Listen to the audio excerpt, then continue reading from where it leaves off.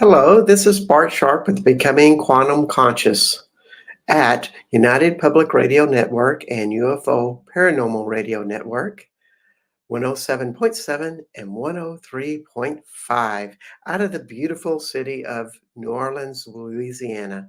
We can guess New Orleans is really warm to hot to wet. And one thing we know that it's not cold. And where I'm at in lovely Southwest France is cold. And it's wonderful. I love New Orleans and I love my hometown of Austin, Texas. However, it's nice to live in a foreign country because you never know what's going to happen. It takes you out of predictability. And so here I am in lovely France, in a totally different environment. And there's something really wonderful about new environments because they always shake you up. They always make you think different and have different expectations. And the best way to live and thrive in such a situation is always listen to the change possible. And that's a lot about today's topic in making magic in relationships is always making change as a possibility. You never know what's going to happen, and you cannot always take your own references of how you've done things in the past and have them work in a new situation. And that's something about magic in relationships is can you do that and to get out of your own predictability of how you relate to other people? It's really good to do that if you wish to grow into something much greater. And I just finished a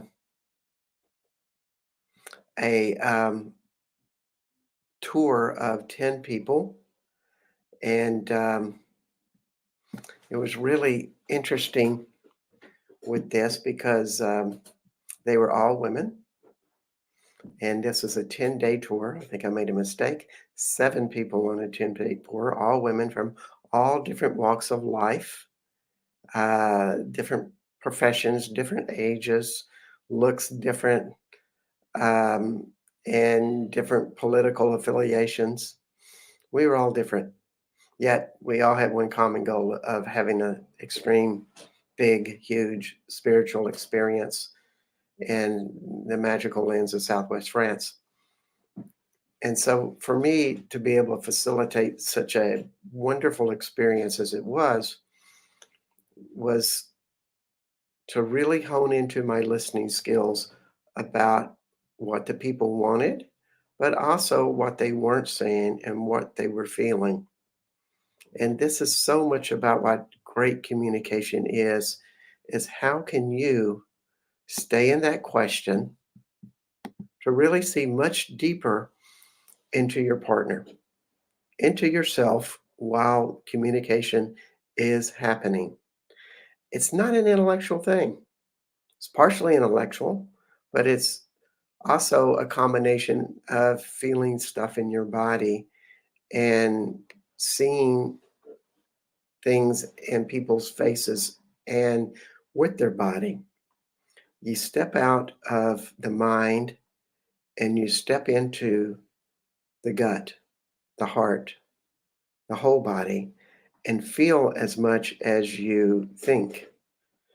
All too often, our thinking is wrapped around judgments, and we start to have preconceived notions of this.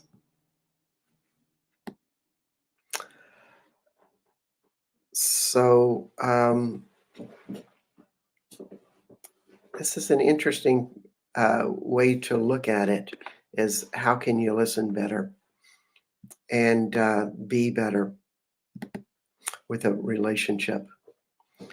And today we're going to be using some of the tools in Access Consciousness.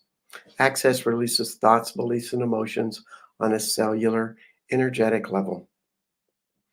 And it's quite wonderful because we can, as we do uh, concepts or explore concepts, clearings may show up or that can move the energy of how we see relationships and how we communicate in relationships.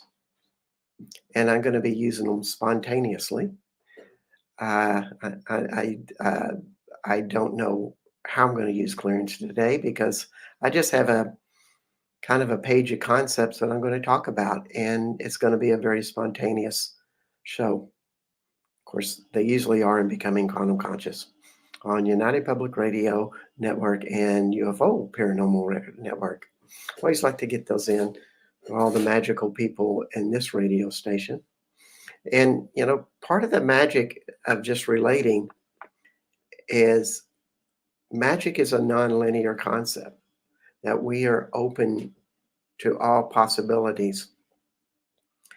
And how do you get out of your thinking mind and into a nonlinear space where you actually hear people in a greater way? It's about seeing the magic in them, uh, and really staying in this question: how much are you willing to see the highest good in other people? How much are you willing to have faith in other people and what they're saying? Um, and the first step in that is to let go of your preconceived notions of what they are. This is huge. And listening without any expectations of what you should say is one of the most crucial things. Most people talk, from my experience, they talk in a way that they really want their, have their message heard. They are listening to talk. In other words, they are less interested in hearing what the other person says and more interesting in the point of view of how can I get my message across to this other person. So real misinformation, uh, because it's less of a conversation.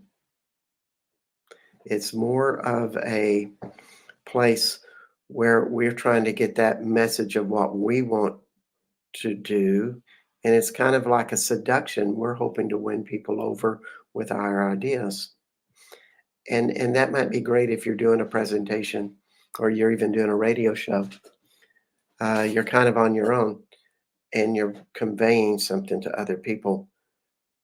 But for magic in relationships and magic in communication, the first step and the most complete step is how you listen.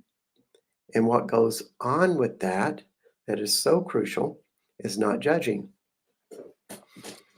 Judging defines what we think and see and be. We define stuff. As soon as we look at somebody and maybe as we're listening, we make a judgment like, oh, I don't like their shirt. Ooh, that hair is really funky. They're too skinny. They're too small. Why did they say that? When we had those types of thoughts, we separate ourselves from them and we separate ourselves from ourselves, which is the most important concept.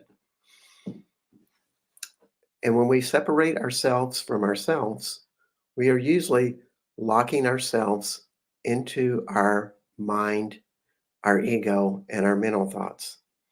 And we go into a game of thinking to have a conversation, or how can I outthink the other person?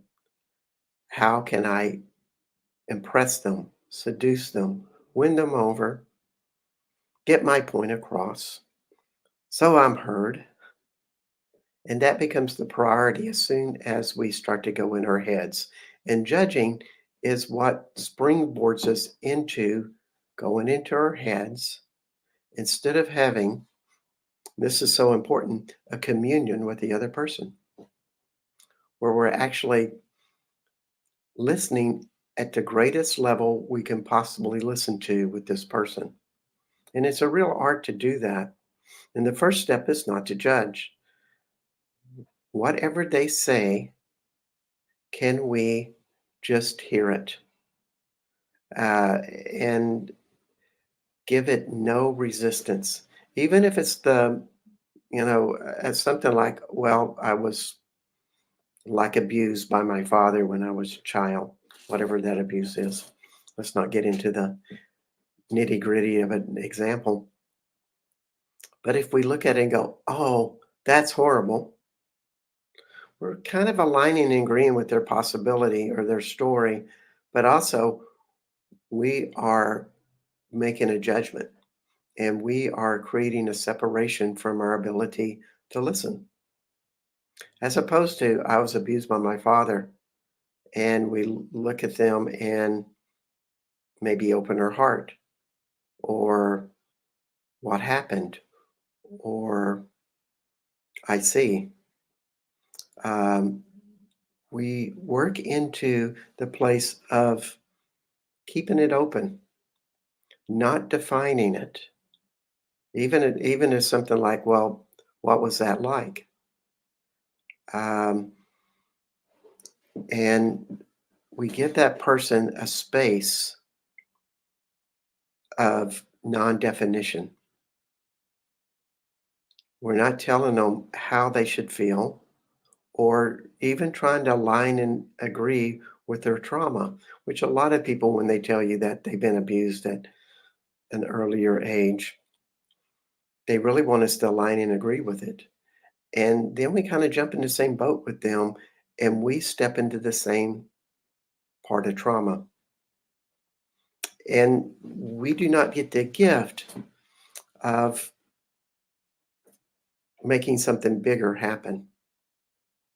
We're both in the same limiting boat together when we say, oh, that was horrible.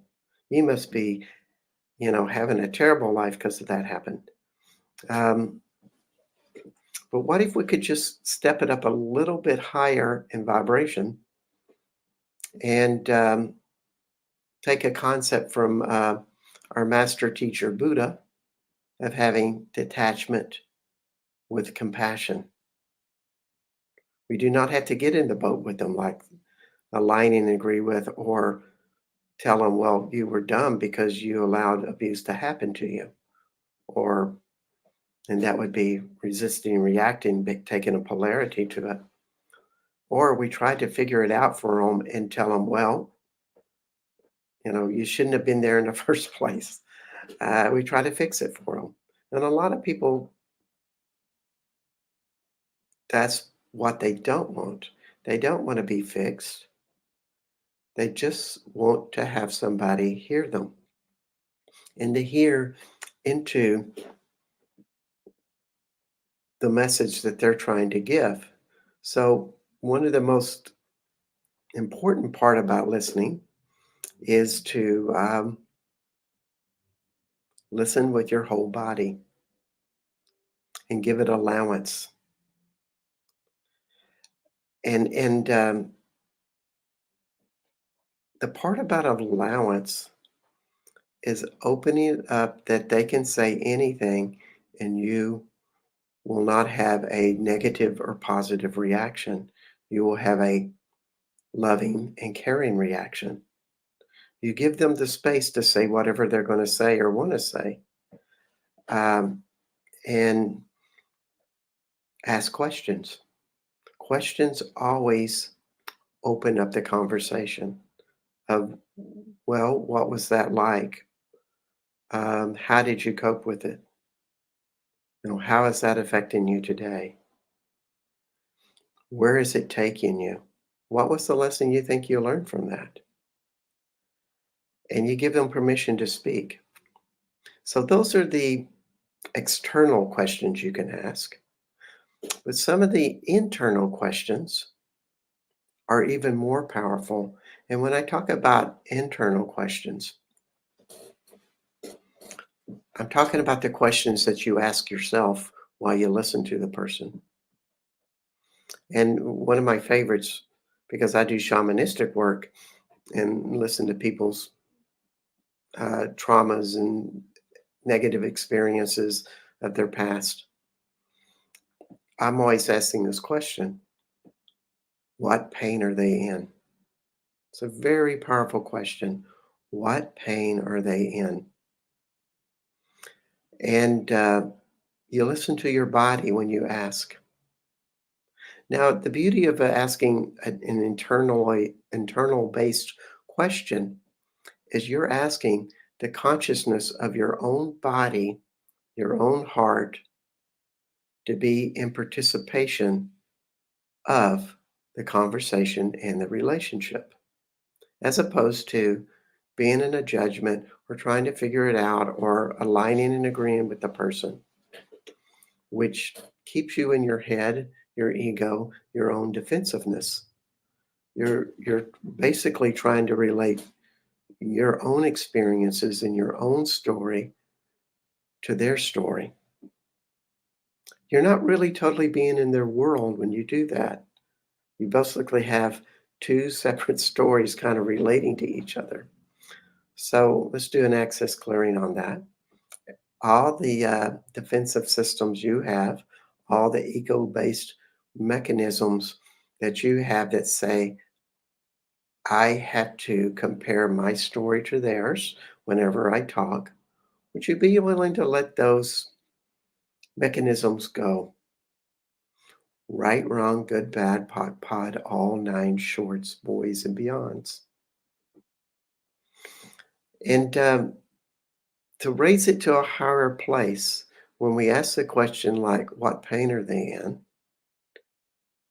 We listen to our body within. We're basically asking the intuitive self to come alive. And we may have voices show up from our body or visions or more of our psychic abilities that will be a part of our awareness. And for me, I just start getting visions or information seems to come up from my gut and it feels slow and relaxed. And I know that that's not my mind, it's my intuition. It's also slower, it's more relaxed. And my mind is always going super fast. I'm if I'm in my mind, I am generally in the same vibration as the person I'm listening to. I'm kind of, and that's what the judgments do. They take us and bond us together. As a friend of mine said, we feel comfortable when we meet people that express the same judgments, the same limitations as we have. Because we kind of like, well, they're like me.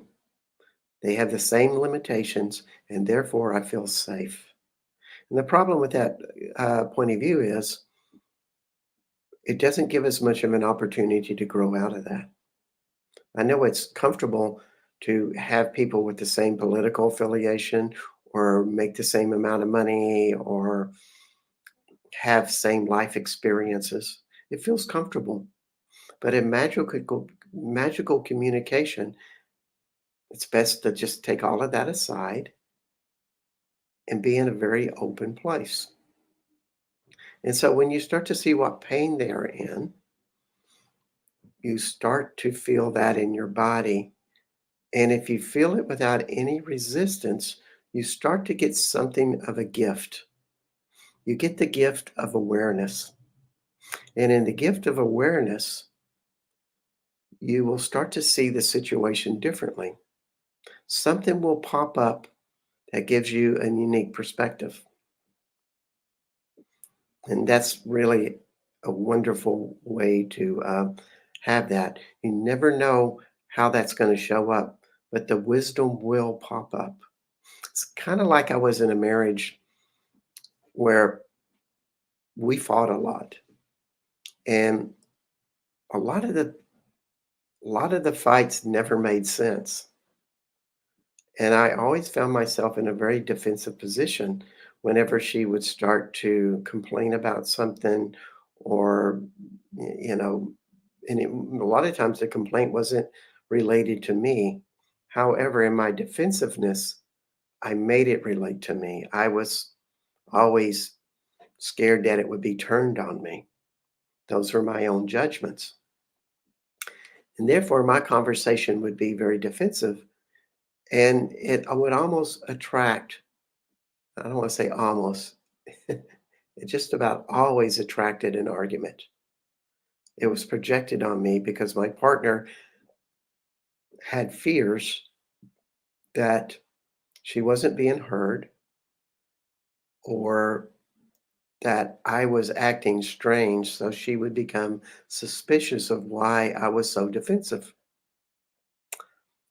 And one day, a friend of mine told me, just let down your defensiveness, let down your defensive systems. And this was an access consciousness perspective, by the way. And you will hear everything differently. And I thought, wow, that's really cool. So I tried it. I just let down that kind of this wall. And it was like I was making it up, you know. And in that making, letting the wall down, my heart opened up. And I was actually hearing this person from my heart. Um, and I just sat there and listened to her story, did not try to intervene, did not try to protect myself. And after 10 minutes of listening, finally I relaxed into myself and something profound showed up.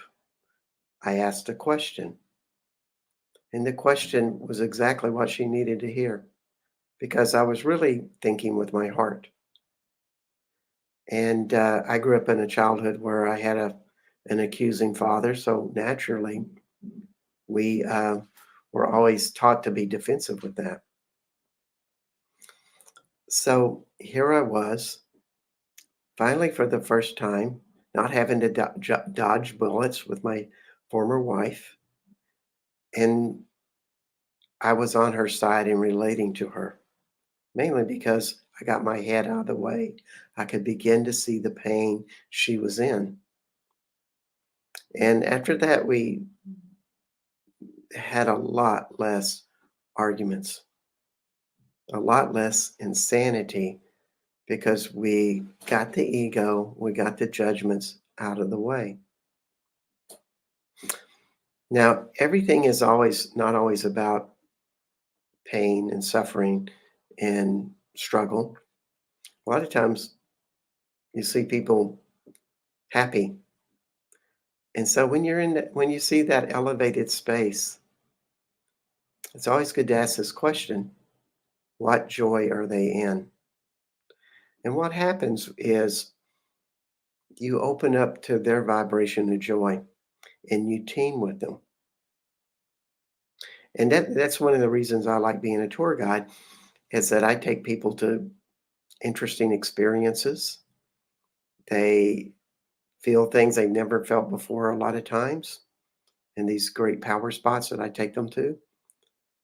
And I get to team with their joy because I do not judge what they're having or I don't try to push it. I just feel what they're feeling. And then generally, when I'm in that place, I'll know what to say and do to facilitate something even bigger. And so the question always opens. It opens us to something much richer. It's a great tool. Another great question is, what is it like to experience what they do? And a lot of people will tell you stories about things that they do. And I ask that question so I can listen better. I try to go right into their shoes, so to speak, and be in that world, almost like I put the clothes on that they're wearing when they do whatever they're doing and totally absorb what that is. That opens me up to an empathy with them. And our bodies are like a psychic SpongeBob, they're absorbing energies around us all the time.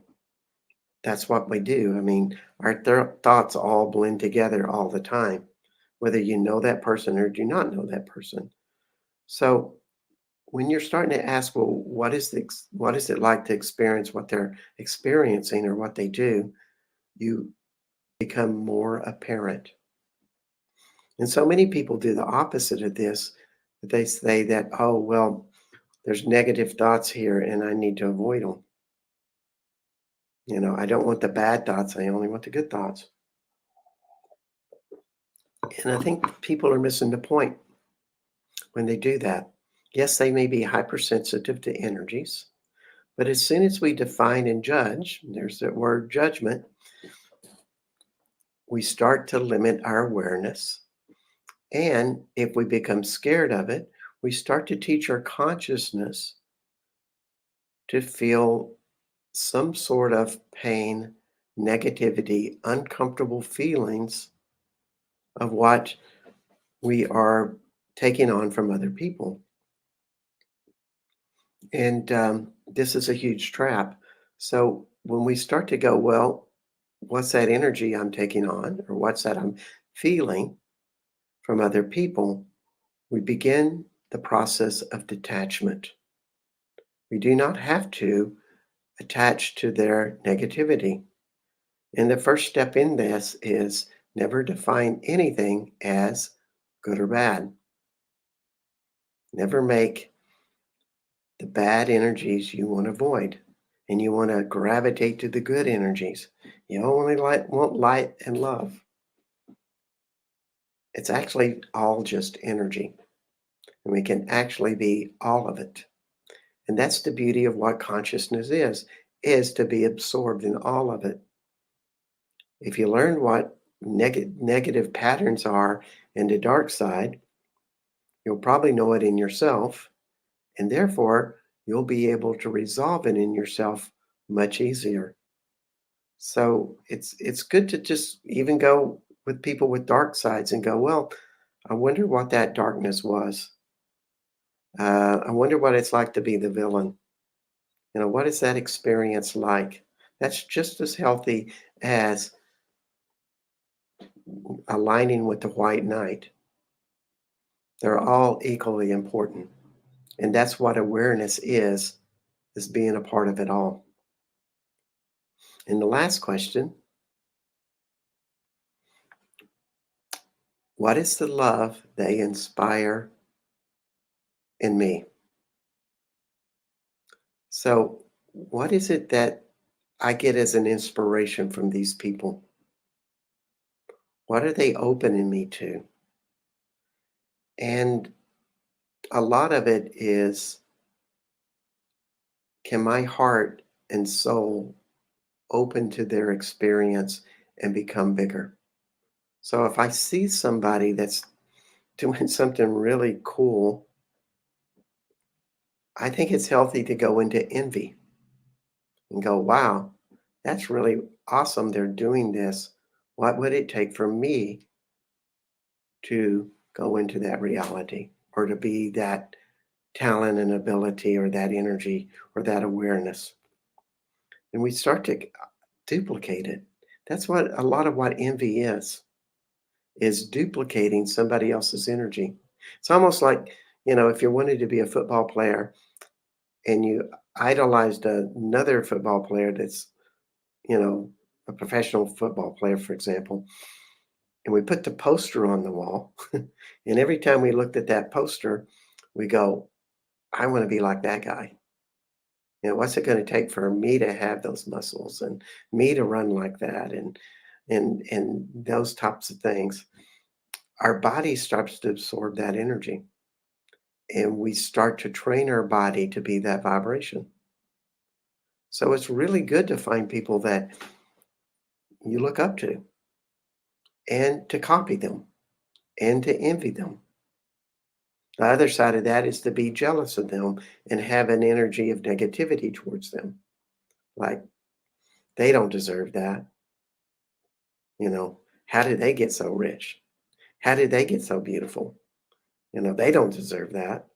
They're not really that beautiful. All of those are judgments. Questions to be asking is like, what's it like to be in their shoes? What can I learn from that? And we start to get into the magic of being in other people's worlds in a way that gives us more awareness, more consciousness, more power, more possibility. We're just becoming more things. We can find hundreds of people that we admire and inspire to be, and we can take things from all of them and begin to bring them in. I really see talent and abilities are vibrations first. As we learn the vibrations, then the thoughts, the skills, um, the knowledge seem to follow. And even our body seems to follow that. So it's really good to have that. Um, I was living with a person recently, well, last year. They were a younger couple, and they were very healthy. And the male was very strong and vibrant. He just continually moved. Strong guy, and I just admired that body and go, wow. It's not like I wanted to go to bed with him or have this closeness in any physical way. I just like that body, and I was always asking my body, can we copy some of those vibrations? Can we take some of that in? And the way you open that up is through admiration. And one of the important parts about admiration is our heart and our heart awareness. So for me, this couple, I opened my heart to them and just adored being in their presence. And therefore, I had no resistance to them. I enjoyed them, but also I was beginning to get some of that youthful magic because they were half my age that they had. It wasn't out of jealousy, it was totally out of envy that I was pulling that in, and it comes from the heart. And so, one of the most important things with your heart consciousness is location, location, location. When you start to communicate with somebody, get in touch with your heart. Stay away from your mind. There's a magical word called intention. And wherever you put your intention, that's where the consciousness will follow. So if I am in my heart when I'm listening to somebody or wanting to be like somebody, that's going to be very different than in my mind. My mind wants to outthink, outdo, compete, judge, be smart, get my message across. And that's a really big one in relationships is I got to get my message across. And what if you first started to say, I would like to listen with my heart, and you take your intention and bring it down into your heart. Now, if you really practice this, I do warn you that this is not an easy tool. It's it takes practice, and it takes persistency. Because I always forget and go into my head because I spent many, many years in my head and not knowing what the heart is all about. So the best thing to do is to sit and feel your heart and practice feeling a vibration in your heart and maybe an energy coming out of your heart while you speak. It's caring, it's nurturing, it's loving. It doesn't have any judgments to it. That is all what the heart goes. And by the way, it is a higher form of thinking. If you listen to or read Joseph Chilton Pierce's Heart Mind Matrix, he will tell you that there's 5.5 parts of the brain. And of course, it's really common for people to say there's the primal, there's the pygmalion, there's the third part, which I can't remember. The fourth part is the frontal lobe brain. And this is the higher development brain. The fifth part is the heart. In other words, the heart becomes the leader of the brain's consciousness. That's what we're stepping into, is what Joseph Chilton Pierce says. And I agree with him. We step into that consciousness and that awareness, and it's an amazing place to be. We step up into a higher vibration. And when we listen from that place, we will hear people in a totally different way. And we will be more present to not use emotions such as blaming, judgment, anger, fear, shame while we speak. So just thinking of your heart, everything that you've done to stay in your head to outcompete, outdo other people, would you be willing to let that go? Right, wrong, good, bad, pot, all nine shorts, boys, and beyonds. And all the considerations you have that your heart cannot communicate the way your brain communicates, would you be willing to let that go? Right, wrong, good, bad, pot, all nine shorts, boys, and beyonds.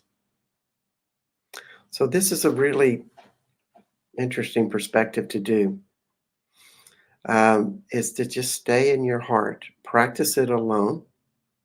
Even think of a light inside of your heart. And as you are sitting on the bus or sitting at your job, sitting in a classroom where you're kind of a little bit isolated, or even sitting in your room, think of an energy or visualize, excuse me, an energy of light coming out of your heart and going to somebody else. And you can practice it with people. You can practice this with your sweetheart or friend or somebody that you can actually feel this light in your heart and you go, I think I'm going to send you heart energy. I want you to just pay attention and tell me if you feel something. And you visualize this energy coming out of you, just streaming out, and see if they can feel it. And the most important part, whether they can feel it or not, you have to account that it is happening. And with practice and working with people that can feel this stuff, you'll start to get your own light within your heart working. And the more you work it, the more powerful it comes. It's like a muscle. The more you practice, more powerful it is. And it's so true with the light within our hearts. So everything that is not allowing you to get your heart on, would you be willing to let that go? Right, wrong, good, bad, pot, all nine, shorts, boys, and beyonds.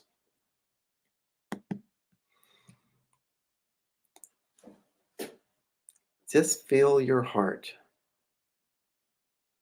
You know, the heart is a place of non judgment, it's a place of total allowance, mainly because it teaches us to go into a higher perspective.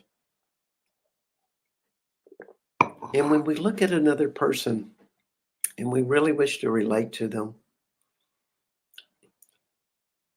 when we think, when we feel with our heart and see with our heart and practice it, even if we've been married to them for 30 years, we will start to see them differently. The mind always wants to have a pattern. The whole thing about the neurology of our brain is it wants to make everything more efficient. Therefore, it really influences us to do the same things over and over again, to be repetitive, whether that be brushing our teeth the same way or driving the same route to our work every day. It just makes life easier when we have predictability. Our brain, and this is the most important concept, our brain uses less energy when that happens. So, in a way, predictability is good because it's more energy efficient. However, when you want to really relate to somebody in a magical way,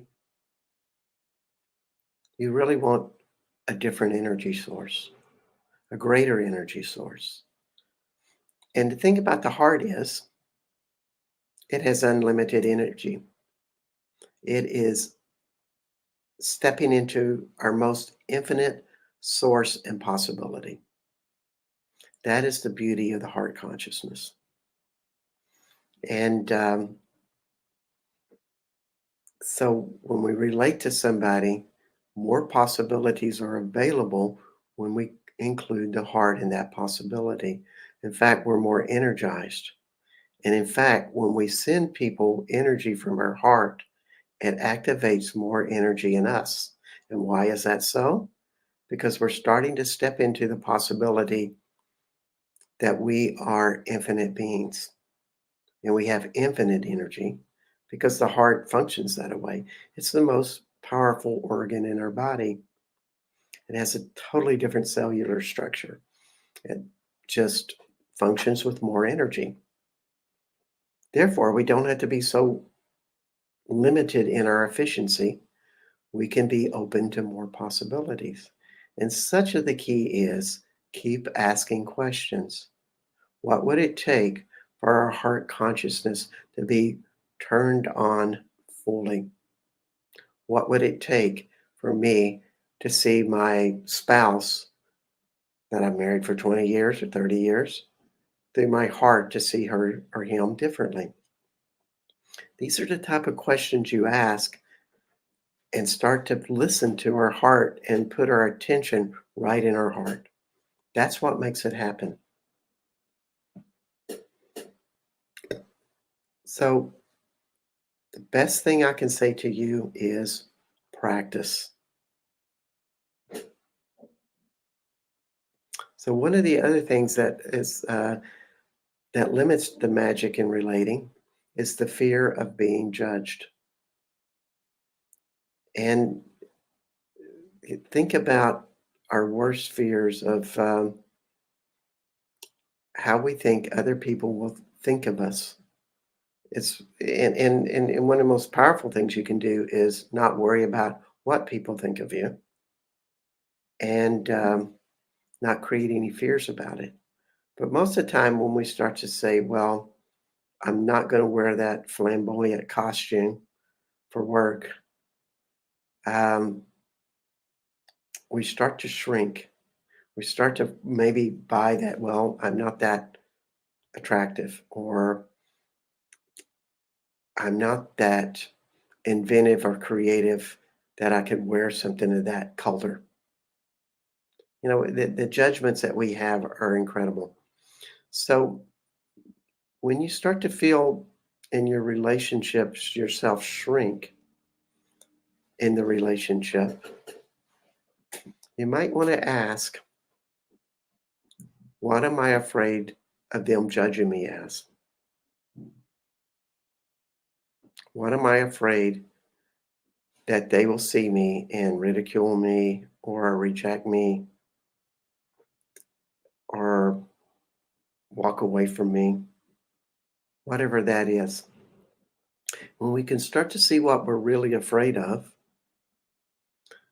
then we start to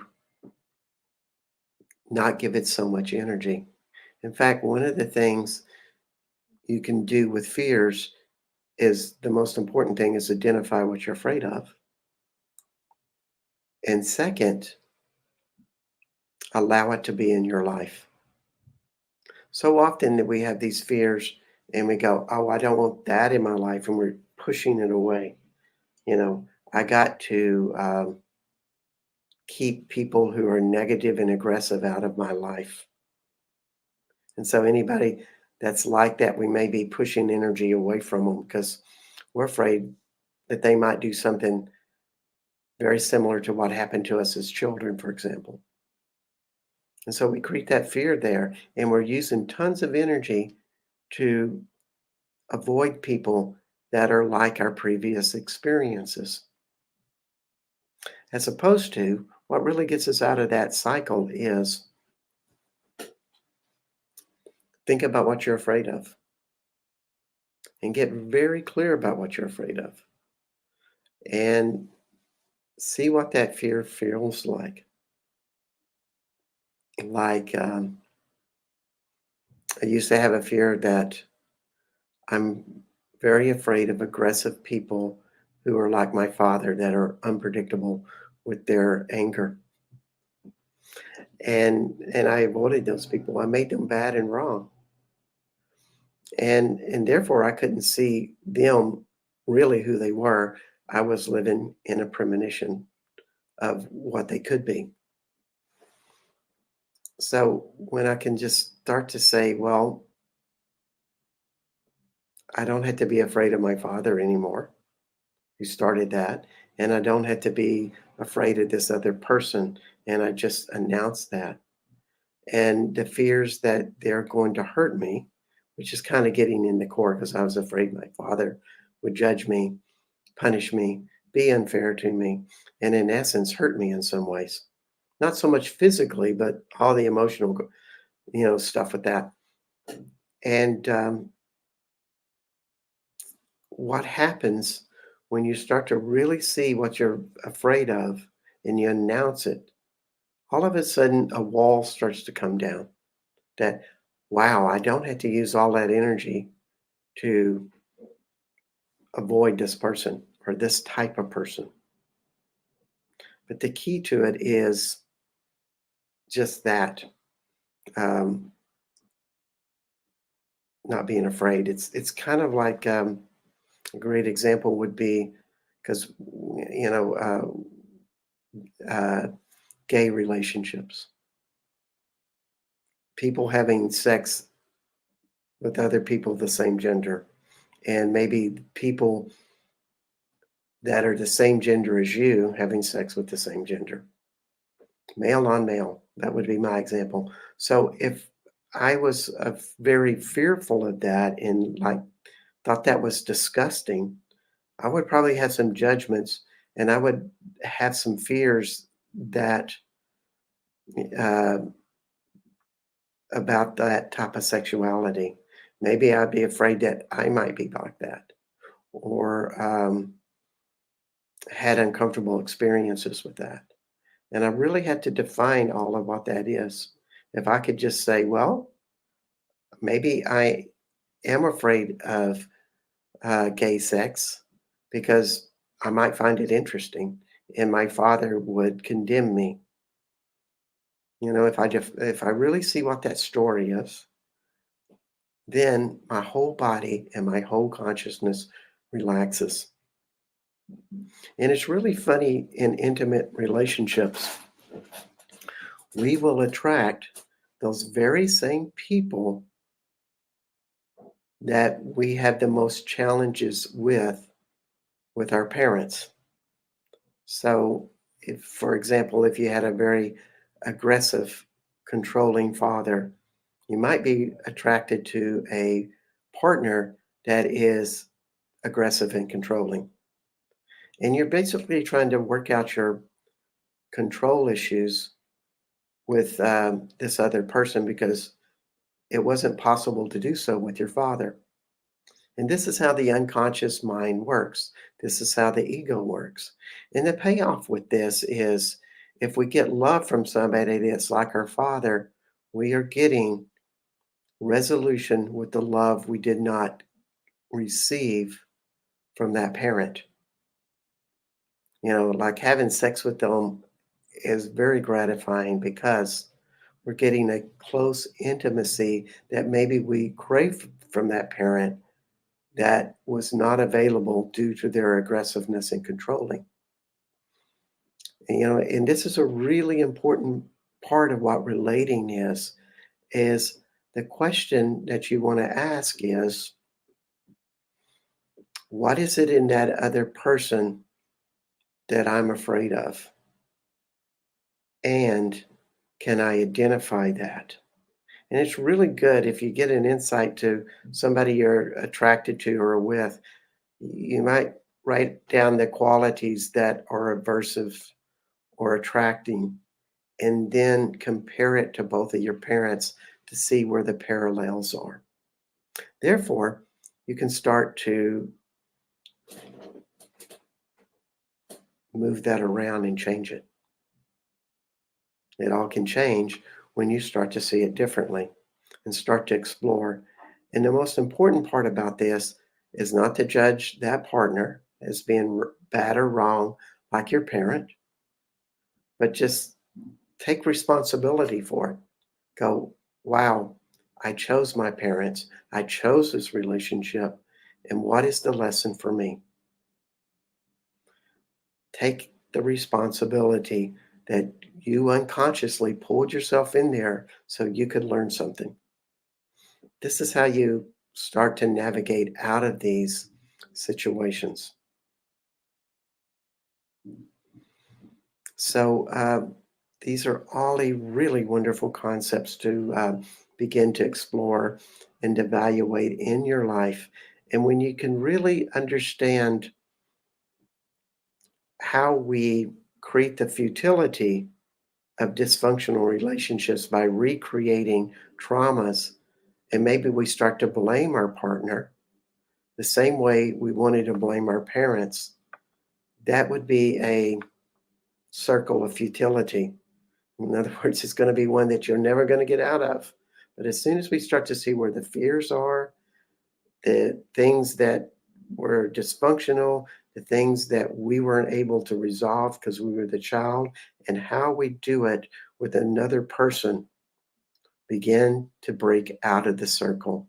We begin to not spend so much valuable energy repeating the same problems. And that's a lot what the ego is all about, is setting us up into these relationships again and again and again until we learn them. It's all really fun stuff. Not really. It's lessons. And so we can break out of that. And what happens when we do break out of that? We start attracting a different life. We start to have more magic in our relationships because we're not repeating the same patterns that are dysfunctional again and again. In fact, we can have fun, we can build. And when we think about the highest form in relationship, it's really about inventing, going beyond what we've known before, going beyond a happiness and joy that we never experienced in our parental relationships or in other intimate relationships. We step up, and maybe we and the partner begin to take on projects that expand us, that are the next step in our emotional, spiritual, physical growth. That's really what it's all about in magical relationships. It's about what can you really create together. And when we start to break out of the judgment, listen to our partner, stay in our hearts, not be in our fears, but really understand our fears, we start to step into something that is amazing, that is more fun and more empowering. And I think that's what we all dream about in relationships is to really have something much more magical than we ever had before. So these are all great food for thought and making magic in relationships. My name is Bart Sharp, and this is Becoming Quantum Conscious out of United Public Radio Network. and UFO Paranormal Radio Network out of New Orleans, Louisiana. And we wish you a really wonderful day and wishing you the best. Bye bye.